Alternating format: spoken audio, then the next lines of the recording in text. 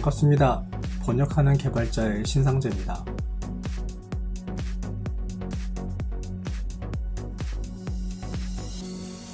오늘의 이야기는 한국인의 이름, 영어로 어떻게 쓸까요?에 대해서 알아보겠습니다.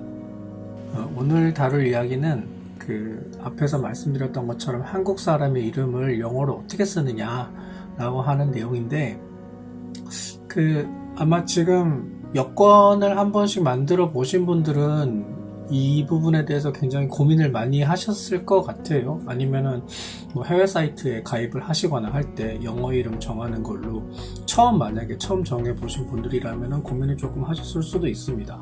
대부분의 경우는 좀 검색을 하시면서 여러 가지 패턴이 있는 거에 대해서 조금 혼란스러워 하실 것 같고요. 마침 이번에 제가 번역을 했던 책 중에 그런 게 있어요. 비즈니스 이메일을 영어로 쓰는 그런 내용이 있었는데, 원서 자체가 일본서다 보니까 거기에 있는 이름들이 일본식 이름으로 나오는 거죠. 그래서 제가 현지화를 하면서 한국 사람의 이름으로 일단 바꿔봐야 되겠다. 그럼 한국 사람의 이름으로 이제 실제 실존하는 실명으로 집어넣는 거죠. 그래서 주변 지인들한테 자기 이름 팔아도 되는 사람들 이름 좀 알려줘라 라고 해서 몇 개 좀 접수를 했어요.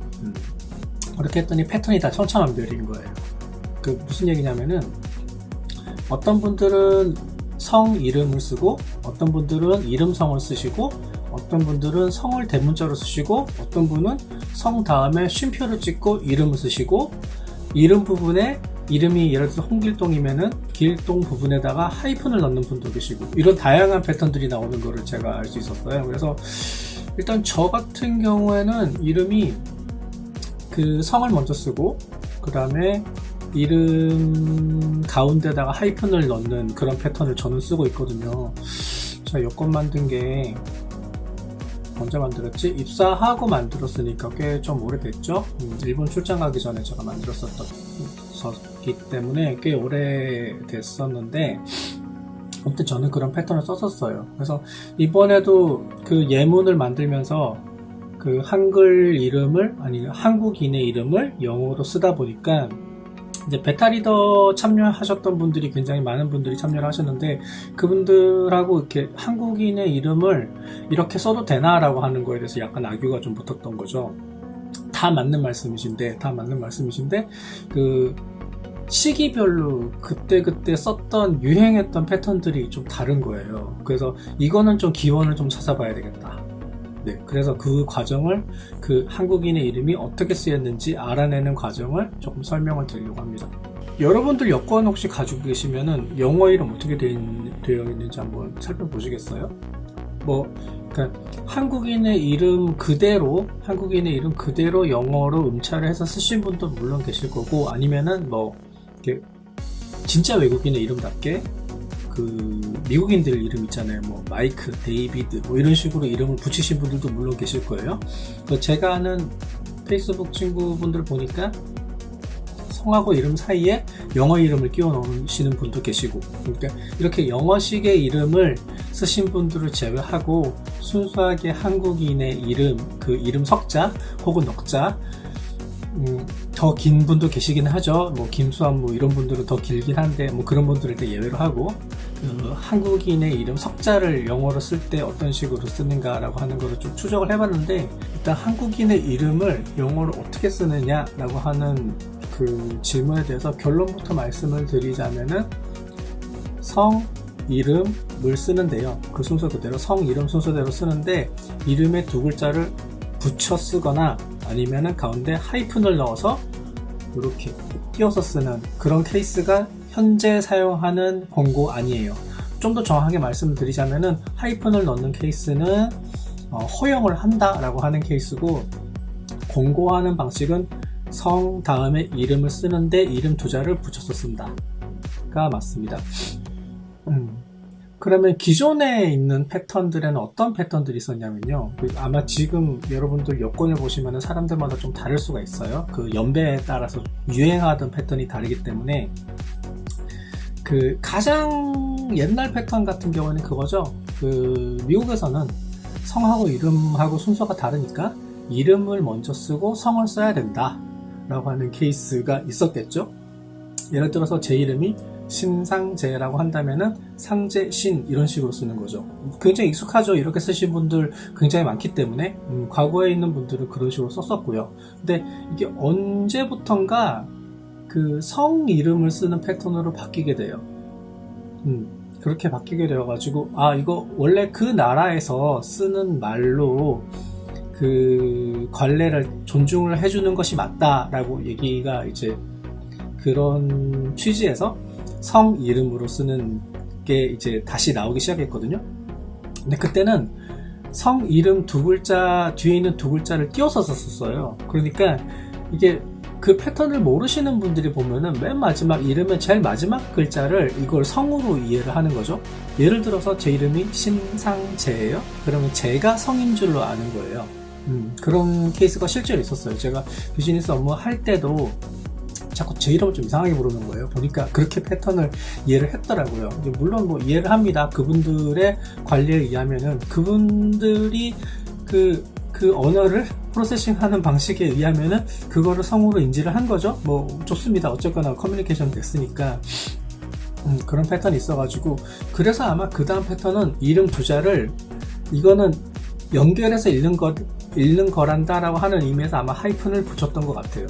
네, 그랬었던 것 같고, 근데 지금은 아예 이 하이픈조차 없애버리고 아예 붙여버렸어요. 근데 그 중간에 이걸 변종이라고 얘기를 해도 될지 모르겠는데 어떤 패턴이 있었냐면은 중간에 아마 이거 제가 그 다른 문서 찾다 보니까 운동선수들의 백넘버 특히 그 올림픽이나 국제 경기 뭐 월드컵 같은 그런 국제 경기에서 그 선수들 이름을 쓸 때 그렇게 썼던 것 같긴 해요.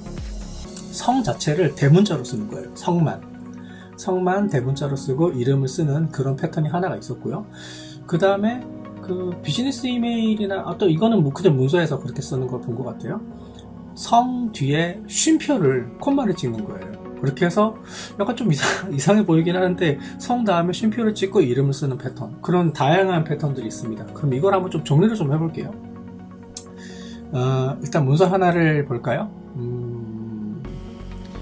나무위키를 별로 신뢰하지 않는 분도 물론 계시겠지만 요즘처럼 온갖 정보가 난무하는 상황에서는 나무위키만큼 그 집단지성으로 적재가 되어가는 문서도 없다고 생각을 합니다. 굉장히 비교적 이 문서는 정확한 편이고요. 그래서 이 내용을 잠깐 보자면은 한국인의 이름 로마자 표기라고 되어 있는데 잠깐 좀 키워볼게요. 자, 한국인 이름의 로마자 표기 보이시나요? 어떻게 붙는다, 공백 미들네임으로 붙이는 케이스, 제가 말씀드렸던 그런 내용들이 다 있죠. 이름 성을 쓰느냐, 성 이름을 쓰느냐라고 하는 이런 히스토리들이 다 설명이 되어 있어요. 근데 제가 아마도 여권을 만들 당시에 또 이 문서나 비슷한 문서를 본 것 같아요. 그래서 저는 대한민국의 대통령이 쓰는 이름을 따라가면은 되지 않을까라고 생각을 했었어요. 그때 당시에. 그래서 제가 그때도 검색을 해서 이런 패턴을 봤던 것 같아요. 뭐 좋아하는 분도 계시고 싫어하는 분도 물론 계시긴 하지만 본인이 표기했던 이름, 물론 여기서 본인 표기라고 하는 거는 진짜 이분들이 본인이 표기를 했을까요? 주변 참모들이 아마 정해줬겠죠. 그때 당시에 그 통용되는 이름으로 지으셨을 거예요. 그래서 눈에 띄는 변화는 언제 있었냐면은 윤보선 대통령부터 박정희 대통령으로 넘어가는 단계에서 하이픈이 들어가기 시작합니다. 그 전에도 글자 세 글자로 쓰진 않았어요. 성 쓰고 이름 쓰고 그러지 했네. 아무튼 성 쓰고 이름 쓰고 이런 패턴을 하다가 이분부터 하이픈이 들어가기 시작합니다.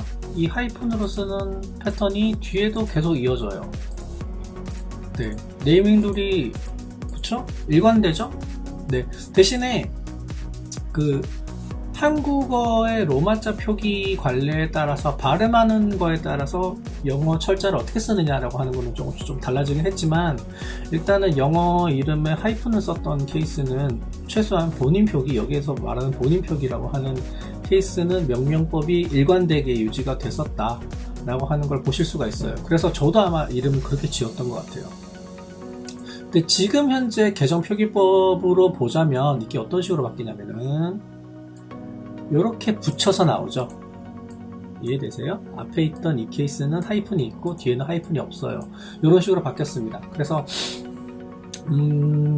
그렇죠. 제가 이런 식으로 작업을 하려고 봤더니 중간중간에 나왔던 다른 버전들 말씀하시는 성을 대문자로 쓰는 케이스 아니면 그 쉼표로 쓰는 케이스도 있다라고 하는 제보를 받게 돼서 그 히스토리도 제가 좀 찾아봤거든요. 그랬더니 보자, 이게 위키트리 문서에서 본 것 같은데 운동선수들 이름을 쓸 때 이런 식으로 썼었나봐요. 좀 키워볼게요. 성 부분을 대문자로 쓰는 케이스, 그쵸? 구자철 선수 이런 식으로 쓰는 게 있었다. 그 결론은 결국에는 그거죠. 우리는 이제 건의에 묻어서 가는, 뭔가 우왕좌왕 할 때는 그게 맞든 틀리든지 간에 일단 건의에 한번 묻어서 가주는 게, 살짝 기대주는 게 편한 방법이라서 문화체육관광부에서는 2001년 7월 7일에 이런 걸 게시를 했고요. 시행일은 2009년이네요. 이상하다. 잠깐만, 제가 입사를 2001년에 했으니까 이걸 그때 봤었으면 하이픈 안 넣었을 것 같은데. 네. 아무튼 제가 이 자료보다 다른 자료를 먼저 본 모양입니다. 아무튼 대통령 이름을 따라서 저는 그렇게 했었고요. 이 자료를 보면은 이제 한글 파일로 돼 있어서 좀 보기 힘들지만 다행히 미리 보기 기능이 있네요. 그쵸? 인명은 성과 이름을 순서로 띄어 쓴다. 이름은 붙여 쓰는 것을 원칙으로 하되 음절 사이에 붙임표 쓰는 것을 허용한다. 제가 아까 말씀드렸던 하이픈이 붙임표를 저도 최근에 처음 알았어요. 이거 붙임표라고 하고요. 그래서 예를 들어서 민용하라고 하는 이름은 민용하 붙여 쓰고요. 대신에 하이픈 넣는 거 허용하고요. 이거 왜 허용한다고 했을까요? 그냥 다 붙여 쓰라고 하지 왜 허용했냐면은 아까 보셨죠, 그죠? 네, 대한민국 대통령 이름에 다 하이픈을 썼기 때문일 것 같습니다. 네, 저는 그래서 이 건의에 묻어서 가서 안전빵으로 이름을 쓰고 있어요. 아무튼 그렇습니다. 근데 이렇게 찾아보기가 좀 힘들잖아요. 이렇게 찾아보기가 힘들거든요. 다행히 싫어하시는 분들도 계시겠지만 우리의 그 정보화에 큰 도움을 주고 계시는 네이버, 네이버라고 하는 회사에서 이런 기능을 제공하고 있어요. 한글 이름 로마자 표기 검색, 네, 굉장히 유용하죠. 이런 기능을 제공을 하는데 여기에 보면은 제 이름으로 한번 검색을 해볼게요. 해보면은 지금 현행 개정된 2001년 당시에 정의를 했었고, 맞나? 네, 게시를 2001년에 했고 시행일이 2009년에 시행이 되는 그 로마자 표기법에 대한 그 룰에 맞춰서 쓴 케이스가 이런 식으로 됩니다. 제가 알고 있었으면 이름을 아마 이렇게 지었겠지만 아무튼 이렇게 되어 있어요. 그래서 아까 설명드렸던 내용을 제가 번역서에다가 이런 식으로 정리를 해놨거든요. 관련 근거는 그거죠. 아까 그 문화체육관광부에 있던 내용을 제가 발췌를 해가지고 이런 식으로 넣어놨습니다. 문화체육관광부의 로마자 표기법에 근거해서 이런 식으로 씁니다. 거기에 있는 그 예시까지 제가 이렇게 넣어놨고요. 관련 출처까지 밝혀서 넣어놓긴 했는데 이게 실제 책 안에 들어갈지 안 들어갈지는 모르겠어요. 그 원서에는 없는 내용이죠, 물론. 왜냐면 원서는 일본 원서이기 때문에. 그래서 이메일 본문이나 아니면은 뭐 설명하고 있는 그 게시판 같은 내용들이 있어요. 그 번역한 책에 이메일 내용, 그 다음에 Q&A 사이트, 기술 블로그 이런 예문들이 있는데 거기에 인명이 들어가요. 거기에 일본 사람 이름이 들어간다거나 저기 외국 사람, 다 외국 사람이죠. 네, 미국인들 이름이 들어간다거나 하는 그 부분에 제가 의도적으로 한국 사람 이름을 하나씩 넣어놨어요. 여러분들 이름이라면 어떤 식으로 들어갈까? 라고 하는 케이스인데 거기에 있는 이름은 지금 이 관례대로의 이름이 아니에요. 네, 이름 석자를 다 떼신 분들도 계시고 붙이신 분들도 계시거든요. 그 얘기는 무슨 얘기냐면은 실제로 쓰이고 있는 그 사람 이름이라는 거를 뭐 개정이 됐다라고 해서 어느 날 갑자기 바꿀 수 있는 건 아니잖아요. 여권 이름 그렇게 쉽게 바꿀 수 있는 것도 아니고 무슨 착식이면 받으시 이름 내일부터 바꿔라 그런다고 누가 바꾸겠어요. 그렇죠? 그래서 그분들이 영문 이름을 처음 정했을 때 그때 이름 패턴을 최대한 존중을 해서 그 내용을 예문 안에 그대로 다 넣어놨어요. 그래서 아마 이번 책을 읽으시는 분들은 아마 그러실 수 있을 거예요. 이거 예문에 쓰인 영어 이름 아니 한국 사람의 영어 이름 잘못 쓰인 것 같아. 뭐 관례대로라고 한다면 뭐 이름 두자 붙였어야 되는 거 아니야? 아니면은 또 미국인이라고 얘기할 때는 이름이 먼저 나오고 성이 뒤에 나와야 되는 거 아니야? 그건 나는 대문자로 성을 쓰는 걸 본 적이 있는데 아니야 우리가 업무할 때는 성 다음에 쉼표로 썼어. 다 실제로 쓰는 케이스들이고요. 네. 그럼에도 불구하고 앞으로 가야 될 방향이 어떤 방향인지를 제가 말씀을 드렸었고, 그리고 기존에 그렇게 쓰시던 분들은 본인이 바꾸지 않는 한, 최소한 본인이 그렇게 바꾸지 않는 한 그렇게 쓰도록 존중을 해주시는 것도 좋을 것 같습니다.